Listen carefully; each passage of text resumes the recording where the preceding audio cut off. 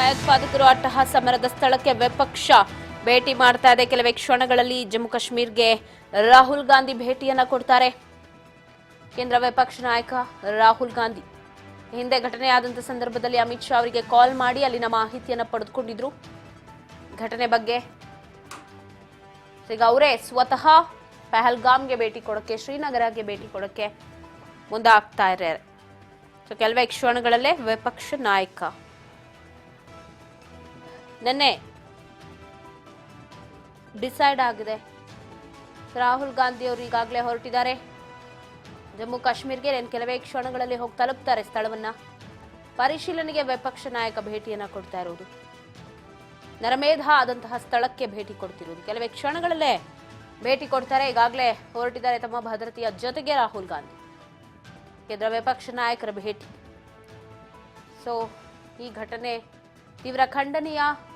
ಸರ್ವಪಕ್ಷ ಸಭೆಯಲ್ಲೂ ಕೂಡ ನಾವೆಲ್ಲ ಒಗ್ಗಟ್ಟಾಗಿ ಕೇಂದ್ರದ ಜೊತೆ ಕೈ ಜೋಡಿಸ್ತೀವಿ ಅಂತಾನೆ ಹೇಳಿದ್ರು. ಇದೀಗ ಕೆಲವು ಕ್ಷಣಗಳಲ್ಲೇ ಸ್ಥಳಕ್ಕೆ ಭೇಟಿ ಕೊಡ್ತಾರೆ ರಾಹುಲ್ ಗಾಂಧಿ. ಬಗ್ಗೆ ಮತ್ತಷ್ಟು ಅಪ್ಡೇಟ್ಸ್ ಕೊಡ್ತಾರೆ ಪ್ರತಿನಿಧಿ ಬಸವರಾಜ್. ಬಸವರಾಜ್, ಕಣಿವೆ ರಾಜ್ಯದಲ್ಲಿ ನಡೆದಂತಹ ನರಮೇಧ ಆ ಬಗ್ಗೆ ರಾಹುಲ್ ಗಾಂಧಿ ಅವರು ಅದೇ ದಿನ ಅಮಿತ್ ಶಾ ಅವರಿಗೆ ಕಾಲ್ ಮಾಡಿ ಅಲ್ಲಿನ ಪರಿಸ್ಥಿತಿ ಅವಲೋಕಿಸಿದ್ರು ಅನ್ನೋ ಮಾಹಿತಿ ಇದೆ. ಇದೀಗ ಸ್ವತಃ ವಿಪಕ್ಷ ನಾಯಕ ರಾಹುಲ್ ಗಾಂಧಿನೇ ಭೇಟಿ ಕೊಡೋದಕ್ಕೆ ಮುಂದೆ ಆಗ್ತಾ ಇದ್ದಾರೆ. ಸದ್ಯದ ಅಪ್ಡೇಟ್ಸ್ ಬಸವರಾಜ್.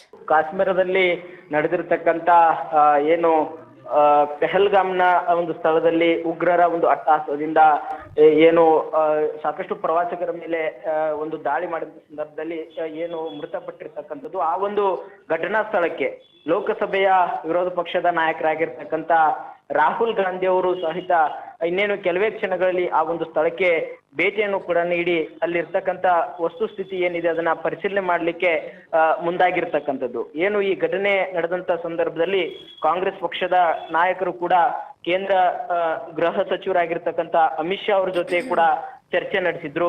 ಮತ್ತೆ ಜಮ್ಮು ಮತ್ತು ಕಾಶ್ಮೀರದಲ್ಲಿರ್ತಕ್ಕಂಥ ಕಾಂಗ್ರೆಸ್ ಪಕ್ಷದ ನಾಯಕರ ಜೊತೆ ಕೂಡ ಚರ್ಚೆ ನಡೆಸಿದ್ರು. ಮತ್ತೆ ಕೇಂದ್ರ ಸರ್ಕಾರ ಈ ಒಂದು ಏನು ಉಗ್ರರ ವಿರುದ್ಧವಾಗಿ ಏನಾದ್ರೂ ಕ್ರಮ ಕೈಗೊಂಡ್ರು ಕೂಡ ಅದಕ್ಕೆ ನಾವು ಬೆಂಬಲವಾಗಿರ್ತೇವೆ, ಉಗ್ರರ ಅಟ್ಟಹಾಸವನ್ನ ನಾವು ಸದೆಪಡಿಬೇಕು ಅನ್ನುವುದೇ ನಮ್ಮ ಉದ್ದೇಶ, ಹಾಗಾಗಿ ಸರ್ವಪಕ್ಷ ಸಭೆ ಕೂಡ ಕರಿಬೇಕು ಅನ್ನುವಂತಹ ಆಗ್ರಹವನ್ನು ಕೂಡ ಮಾಡಿದ್ರು. ಅದರಂತೆ ನಿನ್ನೆ ಸರ್ವಪಕ್ಷ ಸಭೆ ಕೂಡ ನಡೆದಿರ್ತಕ್ಕಂಥದ್ದು. ಅಲ್ಲಿ ಕೂಡ ಒಂದು ಕೇಂದ್ರ ಸರ್ಕಾರಕ್ಕೆ ಸಪೋರ್ಟ್ ಅನ್ನು ಕೂಡ ವಿರೋಧ ಪಕ್ಷವಾಗಿ ಕಾಂಗ್ರೆಸ್ ಪಕ್ಷ ಕೂಡ ಅದಕ್ಕೆ ಸಮ್ಮತಿ ಕೂಡ ಸೂಚಿಸಿರ್ತಕ್ಕಂಥದ್ದು. ಹಾಗಾಗಿ ಈ ಒಂದು ಘಟನಾ ಸ್ಥಳಕ್ಕೆ ಇವತ್ತು ರಾಹುಲ್ ಗಾಂಧಿ ಅವರೀಗ ಇನ್ನೇನು ಕೆಲವೇ ಕ್ಷಣಗಳು ಭೇಟಿ ನೀಡಿ ಅಲ್ಲಿರ್ತಕ್ಕಂಥ ವಸ್ತುಸ್ಥಿತಿ ಏನಿದೆ, ಯಾವ ರೀತಿಯಾಗಿ ಅಲ್ಲಿ ಕ್ರಮಗಳನ್ನ ಕೈಗೊಳ್ಳಬೇಕು, ಕೇಂದ್ರ ಸರ್ಕಾರಕ್ಕೆ ಯಾವೆಲ್ಲ ಒತ್ತಾಯಗಳನ್ನ ಮಾಡಬೇಕು ಅನ್ನುವಂತ ನಿಟ್ಟಿನಲ್ಲಿ ಇದೀಗ ರಾಹುಲ್ ಗಾಂಧಿ ಅವರು ಕೂಡ ಒಂದು ಸ್ಥಳಕ್ಕೆ ಭೇಟಿ ನೀಡಿ ಪರಿಶೀಲನೆ ನಡೆಸಲಿಕ್ಕೂ ಕೂಡ ಮುಂದಾಗಿರ್ತಕ್ಕಂಥದ್ದು. ಪ್ರಮುಖವಾಗಿ ಅಲ್ಲಿ ಪ್ರವಾಸದ ಮೇಲೆನೆ ಆ ಒಂದು ರಾಜ್ಯದ ಆರ್ಥಿಕ ಸ್ಥಿತಿಗತಿ ಕೂಡ ಇರುವಂತದ್ದು. ಹಾಗಾಗಿ ಇನ್ನೇನು ಕೆಲವೇ ದಿನಗಳಲ್ಲಿ ಕೂಡ ಅಮರನಾಥ್ ಯಾತ್ರೆ ಕೂಡ ಆರಂಭವಾಗುತ್ತೆ.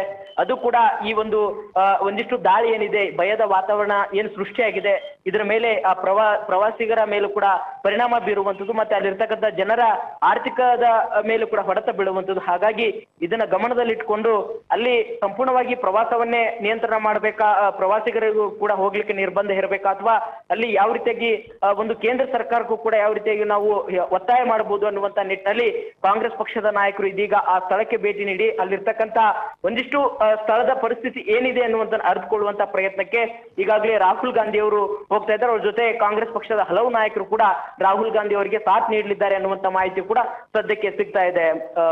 ಪವಿತ್ರ.